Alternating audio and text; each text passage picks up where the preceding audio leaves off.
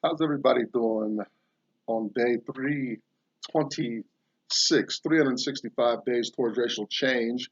My name is Thomas Nye back. Welcome. We're here talking about black issues in America roughly. The program over time has gone through some changes.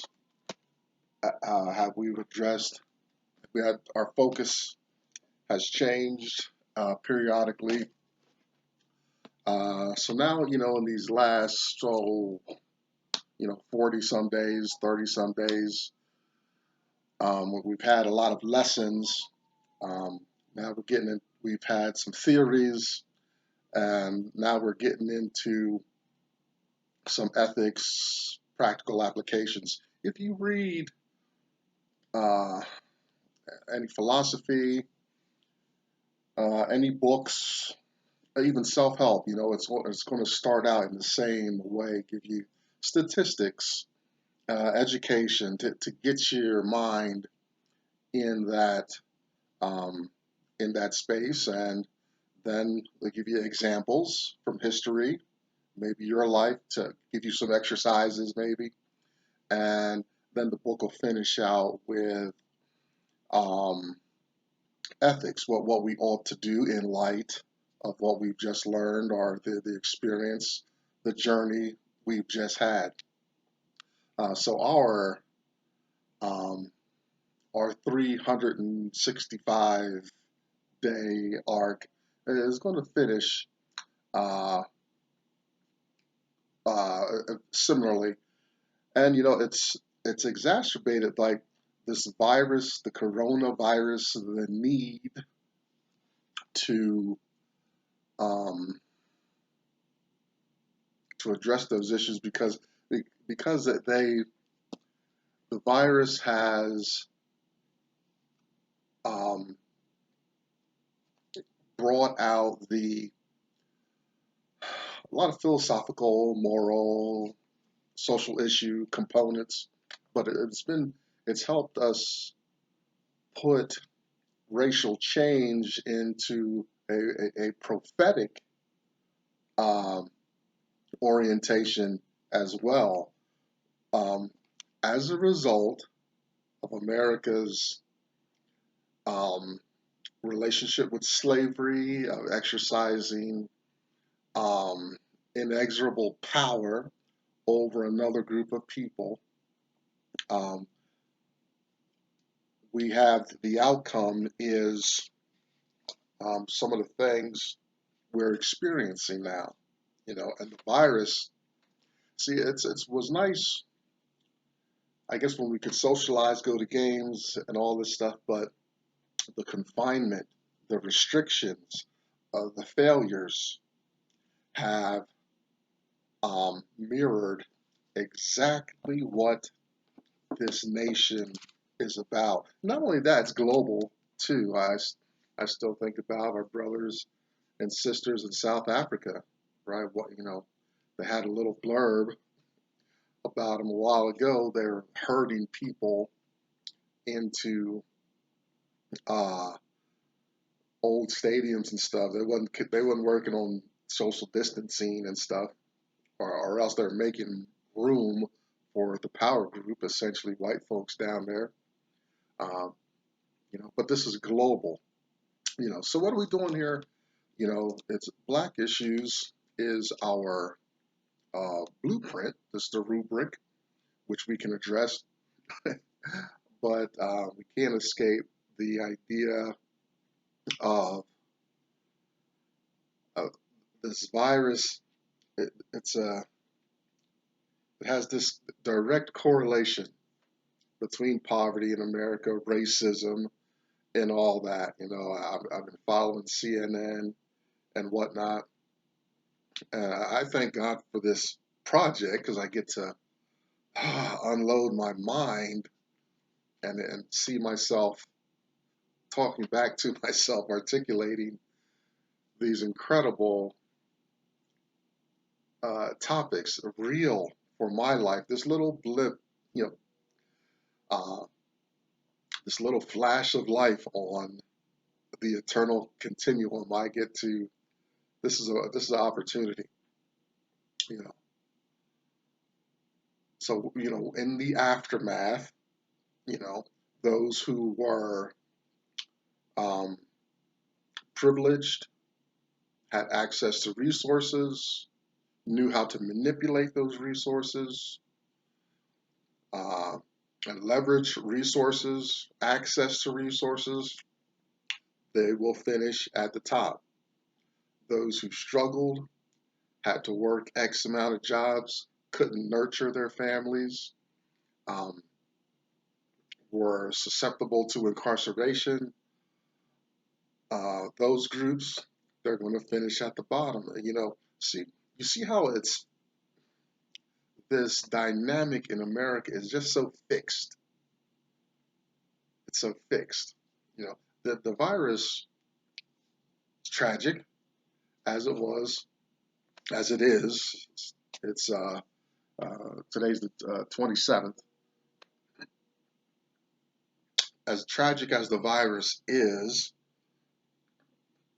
April 27th, we are. Um,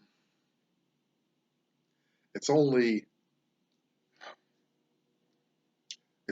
brought to light the condition of America. And I don't see anybody working for social economic change. We want to minister to a fixed system. We got an opportunity to break the system, and breaking it is going to be beneficial for everybody, top to bottom. There is no more top to bottom. And I know that puts fear in the hearts of people like Trump and his family, big names like DuPont, Ford, right? These big billion-dollar, trillion-dollar families, or kings and queens and potentates. They don't want that, but it's okay because, a kind of ignorance lies on the heart and minds of the disadvantaged too. You know, the beast, the Leviathan, if you're familiar with Hobbes, is it's it's mortally wounded, and humanity has this opportunity to just cast it off the radar and create a beautiful world. But we're not going to do that. We want we created our engines, our money machines, our ways of life, standards of living, and all whatnot. You know, the power group, essentially white folks, not all though. You got plenty of black people that have boiled up to the top of the ladder, social economic ladder in America as well. Plenty of examples so that people can say, look, black people can make it.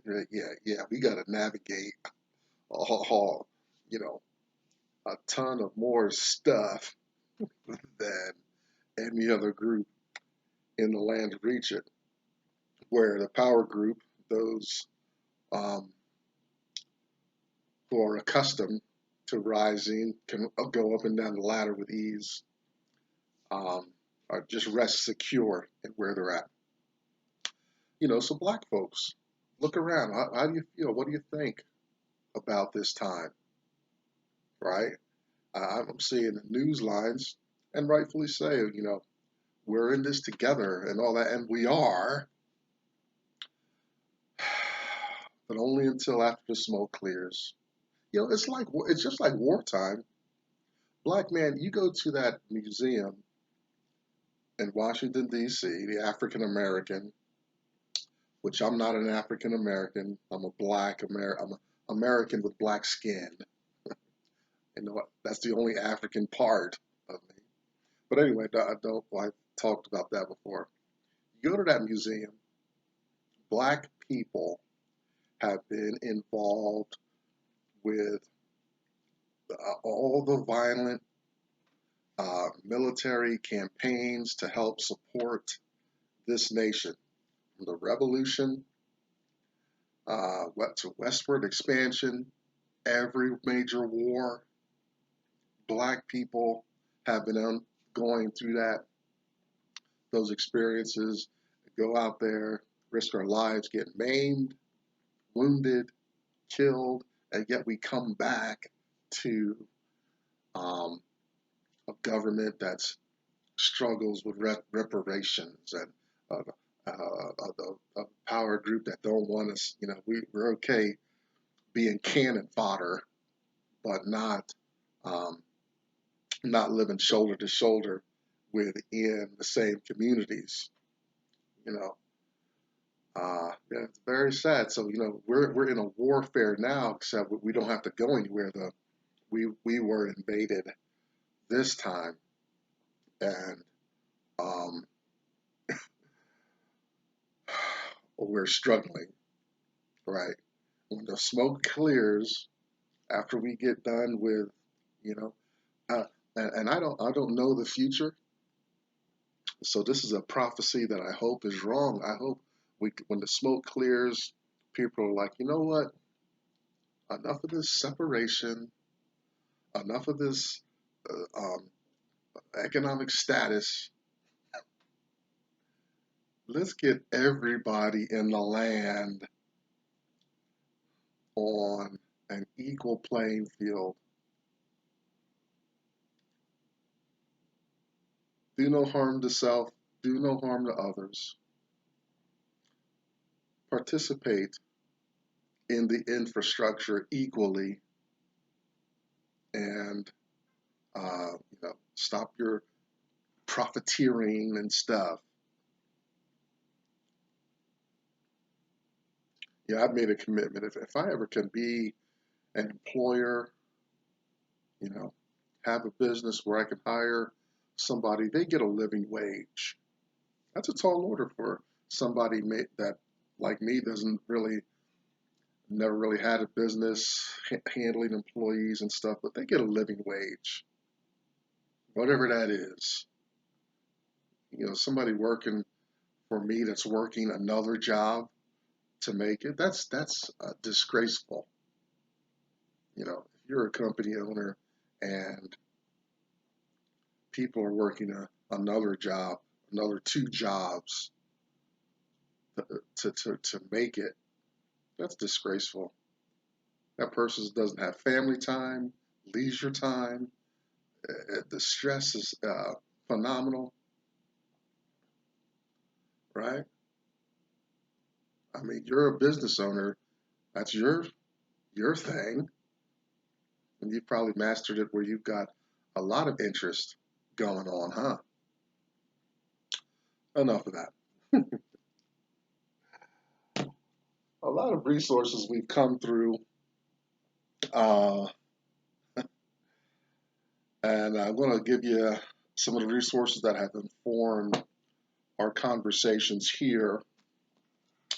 I really didn't even plan this particular episode. I was just watching CNN, and here again, now black business is under siege. So we're gonna talk about some things. Make a little note to myself.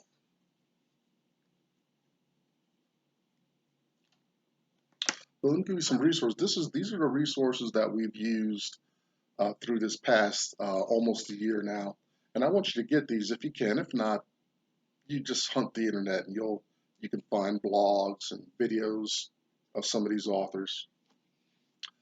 A Black History Reader, 101 Questions You Never Thought to Ask. Black Labor, White Wealth, Search for Power and Economic Justice, and Powernomics. All three of those books were written by a man named Dr. Claude Anderson. He can talk about these things much better than I can. But he's I don't know him personally, but the material, it was saving grace to me because I was, and some black people, some disadvantaged people in America, whites alike, can probably relate to this. You get to this point in life where you're starting to get doors are harder to open, or closed, bolted, and cemented as far as economic movement and access. There's a resistance the community distances itself from you. We've got this, like, I love this saying popped up, social distancing. And I'm like, well, you just talking about my normal everyday experience. Social distancing. Yeah, I mean, the only thing different about this time is we got masks and gowns. I don't know. They may have gone step backwards towards Ku Klux Klan. I don't know. But social distancing, yeah, I know all about that, man. White people been distancing themselves from me for a long time. But anyway, I can laugh about it now because it's a joke, right? Oh boy, we got this disease now. Now we can really socially distance ourselves. We've consulted this book. I don't come back to it much. Look at that. Uh, there are over 750 pages worth of what they say black first, which is true. It's true and it's not. It's not what I was looking for. I was looking for something else. And so this is actually a very disappointing book, but I'm showing it to you because we think we got over 750 pages of a book titled Black First, but there's no first. I mean, it's less than so. I mean, less than 1% of that book is has an innovator, someone bringing some novel process, some um, something that mankind has never known. That's a black first, a white first, right? I know because white people have been stepping all over the place and got claiming all kinds of um, success and being first and stuff like that. Like flight, light bulbs, surgery. Well, they've got the resources to be and do that. That's a big chunk of why they're first. They've earned it. You know, hey, they earned the power to be in power, right? That they've had their wars and diseases and stuff. So never think that I don't appreciate the white struggle. I get that. I mean, I've been conditioned. I see it on TV, movies, history is all about that. You don't see. Okay, don't get me started again. But anyway, Black First is something new, right? Let's see. I know I've got some.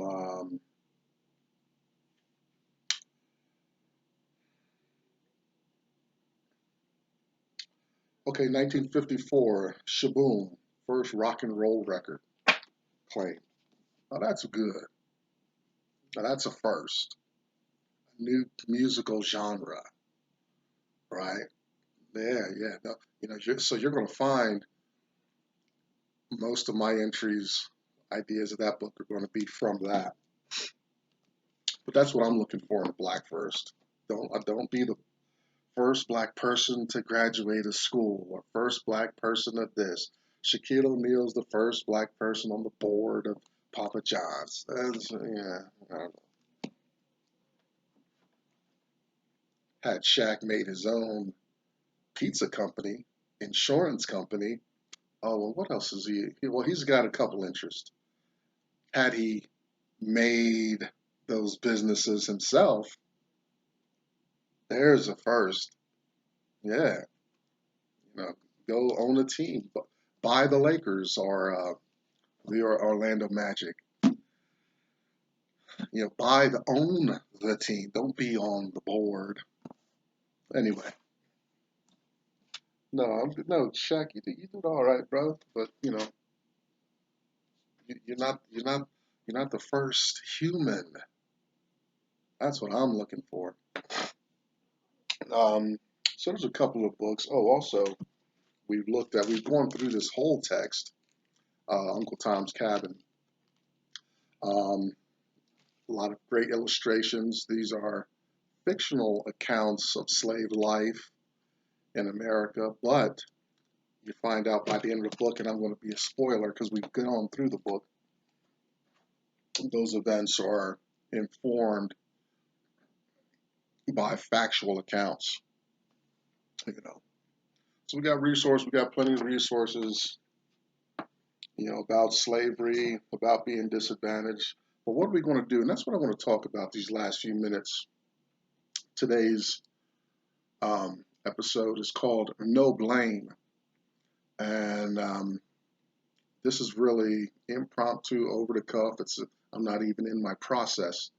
I got to get ready to go to Spanish class actually in a few minutes. But something just struck my heart. I had CNN on as I'm organizing my day, and this white woman is apparently getting death threats and whatnot because she's believed to be patient zero. And this virus has exacerbated a whole lot of things, racially, socially, economic, and all that. And everybody is looking for a scapegoat, someone to blame, something to hit. All right, what we should just put in the middle of it, every major city, they should put this model of the coronavirus. Kind of elegant looking virus with all little crowns and stuff sticking out.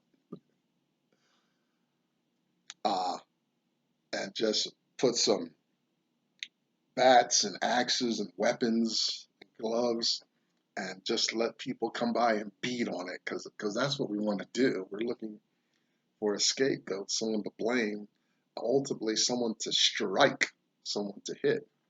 And so now this white woman is coming under uh, death threats and stuff because she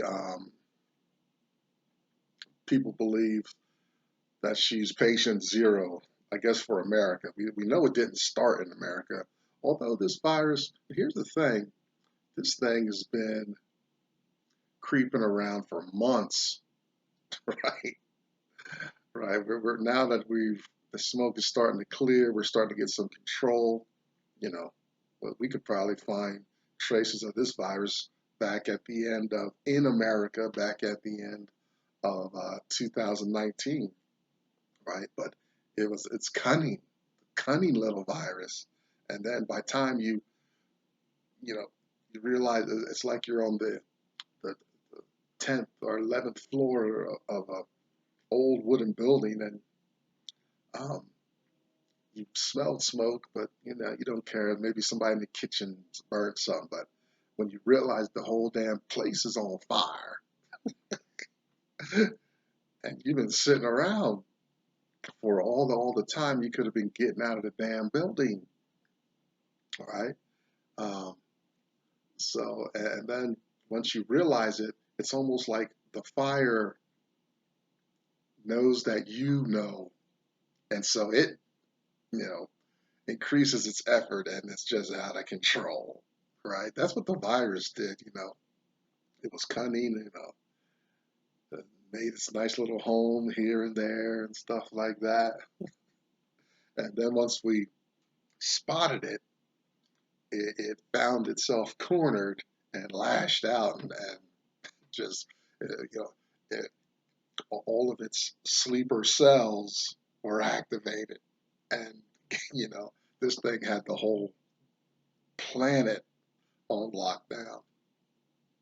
So they're blaming her. But first, it showed me, like, besides the blame and, assigning blame and all that, what really kicked it off is they were going to do a report on how black-owned businesses are disproportionately affected by the virus. Blah, blah, blah. Disproportionately, the blah, blah, blah, blah, blah. You know, it's always. I mean, I'm a little irritated with CNN because they say it as like, Oh, we like we just found out we have a disproportionate problem in America. Oh, these people know. I don't know. I'm thinking about going into journalism. I don't see any of them struggling. They just get to report and sensationalize and stuff. That's what I think. I'm serious. Huh? You know any newscasters, reporters doing bad? Like, have you seen them in the food line? These people, have penthouses and stuff downtown major cities and stuff. They're traveling the world. They doing all right. But that's not a bad business to get into. I'm seeing that right now. But anyway, just in general, yeah, disproportionately affected. Black owned businesses, blah, blah, blah, blah, blah. Black people are disproportionately affected. Yeah, it's always been that way. It's not news. Yeah, when some threat comes in the community, the most vulnerable people are going to get hit the hardest. You don't have to even have an education to know that. They're exposed, overworked, uh, and maybe not always in the optimal health. Shoot. So that's what got me riled up today, and I titled it "No Blame" in the sense that there's no blame for the virus. You know, this is going to be a historical thing. Oh, that historians and people are going to be dissecting for you know for ages to come. This the Spanish flu or the Black Death. This is a medical historical mark on the earth. So I don't blame. It's not so much blame for the disease. That's a very complicated thing when the disease didn't target black people. It just found opportunity in a group that is um, at risk. Uh, you know, there's no mystery, right? And so America. Here's my prophecy again.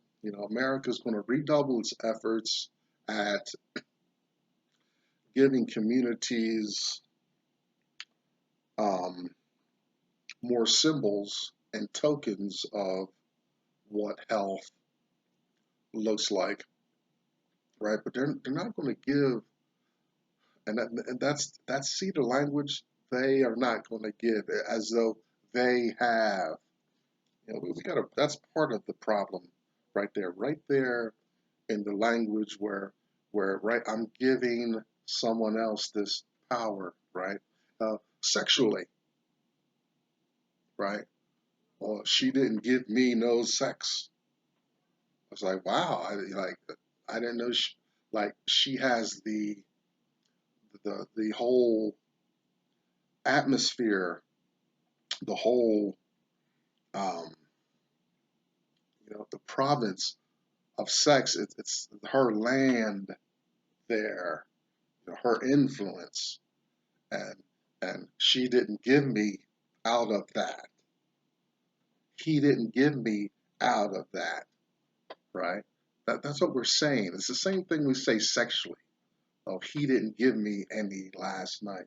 Brother, that didn't give me. It's over there. It's part of the uh, black success is going to be when we realize we're not beholden. We all live on the earth. It's all ours. You know, they are just squatters. That's a whole nother thing. I'm gonna have to do a whole nother piece on that. Running out of time, but it's right there in the language, right? The American government didn't give us a socioeconomic chance. Well, you know, we, to a degree, black people, have to own their part. I don't really like saying that because we're in this, there's been a cause of what brought us to this point, a first cause. Well, hopefully over these 300 some days, we've raised our awareness, and we know that we can do something now about that. I'm out of time, right? Today, we still got. So I'm not doing the math, but this is 300. This is day 326, rolling right along. I got to finish school, move, get a job. I haven't been working, right? I've been living kind of that privileged orientation, uh, and I'm not ashamed of it. I'm not proud about it. There's the circumstances of just landed in my lap this kind of way. But my burden, though, is to see Black people independent, thriving, not worrying about socioeconomic challenges and issues, right? Once we acquire, grasp our resources, healthcare is not going to be an issue, right? Learn from me, Dr. Anderson, and anybody else, Black or white, talking about these issues in the right way, and try to make some change. Racial change. I'm Thomas Nyback. It's day 326 out of the way. Thanks for hanging out again. See you next time.